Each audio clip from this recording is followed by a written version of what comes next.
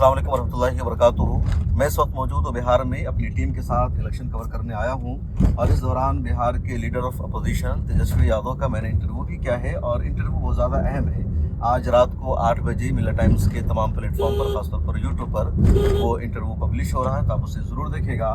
मैंने उनसे तमाम अहम क्वेश्चन किए हैं, खासतौर पर मुसलमानों को आबादी के अतबार से नुमाइंदगी देने का मसला, टिकट देने का मसला, डिप्टी सीएम के लिए किसी भी मुसलमान को नामजद ना करने का मसला, या इसी तरह ऑल इंडिया मजलिस इत्तेहादुल मुस्लिमीन को अलायंस में क्यों शामिल नहीं किया गया, या मुसलमानों को क्यों नज़रअंदाज किया जा रहा है MY समीकरण में, वाई को ज़्यादा अहमियत हासिल है, एम को नहीं। इस तरह के जितने क्वेश्चन आप लोगों के मन में थे, मैंने तमाम सवाल उनसे पूछने की कोशिश की है।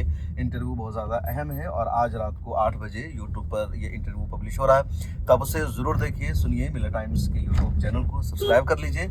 और इस वक्त मैं आ गया हूँ बिहार के सीमांचल के इलाका में और आप देख सकते हैं सीमांचल कितना पसमानदा इलाका है। यहाँ की ग्राउंड रियलिटी क्या है, सच्चाई क्या है, उसकी रिपोर्ट भी मिला टाइम्स पर आपको मिलती रहेगी।